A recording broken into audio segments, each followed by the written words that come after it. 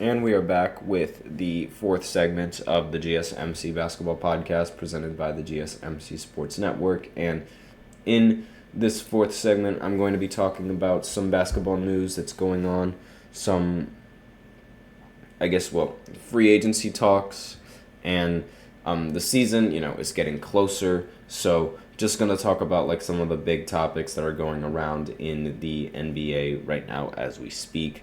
And for starters, Lonnie Walker has recently been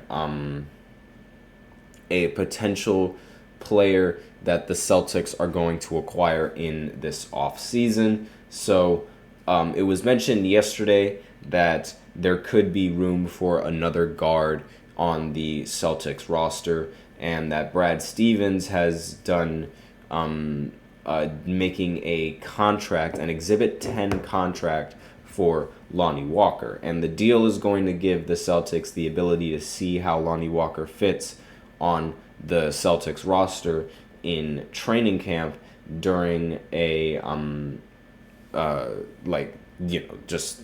during the entire duration of training camp before guaranteeing him money for the season. So a lot of people consider this a very solid move for the Boston Celtics because Lonnie Walker was one of the only bright sides in all of Brooklyn for a short while, and he was also one of the biggest upsides in L.A. for a short while as well.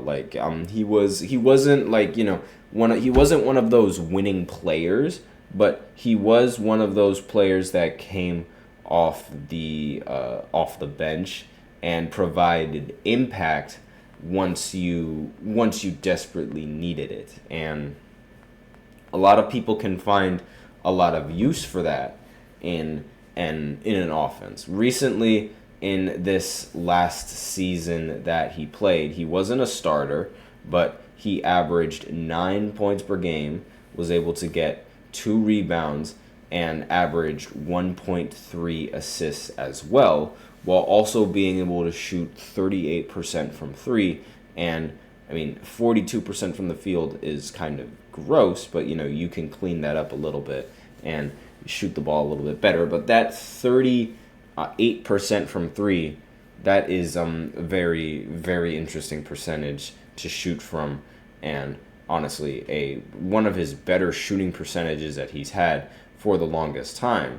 And at the clip that he's shooting them at, that is a very, very good percentage because he's shooting 4.7 3-pointers a game and he's making about 2 of them. So very, very nice percentage for shooting from there. And really, overall, if we're going to talk about him fitting in the Celtics roster, the Celtics, they have a lot of really tall and really lanky forwards and guards that are roughly around 6'7", 6'6", and maybe even 6'8".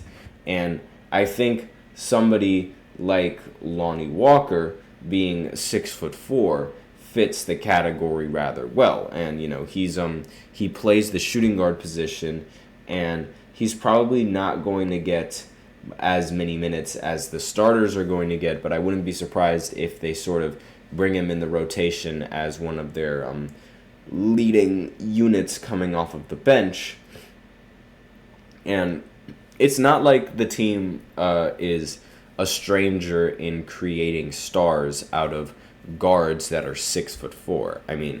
The Celtics are indeed responsible for the development of Derek White, and there is a possibility that Lonnie Walker could be the next person up there in taking that mantle. But again, we have no idea how it's going to work. Let me know in the comments what you guys think of the Celtics acquiring Lonnie Walker. I think maybe as he'd be a very great player to have coming off as a rotation player, maybe when Drew Holiday is thinking of sitting down, or maybe when Derek White is thinking of sitting down, mainly because of how I know Lonnie Walker's his game is more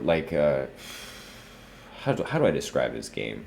How do I compare it? I don't think I can really compare it to anyone, but I will say he does have a lot of he does play defense, and he also has a pretty decent handle of the ball. I do want to say he has a decent handle of the ball, but his at least from what I remember of the last season, like I just remember him shooting the ball a lot. So I would think that pairing him up with Drew Holiday would be a much better choice. But let me know in the comments what you guys think of Lonnie Walker and who you would want to pair him up with in the Celtics rotation.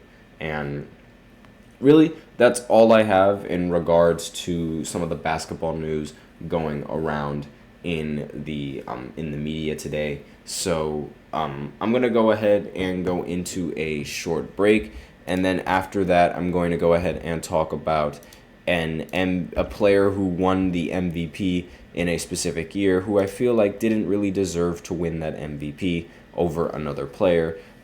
Be sure to tune into that fifth segment to figure out exactly which player I'm going to be talking about. So I will be right back, and be sure to tune in.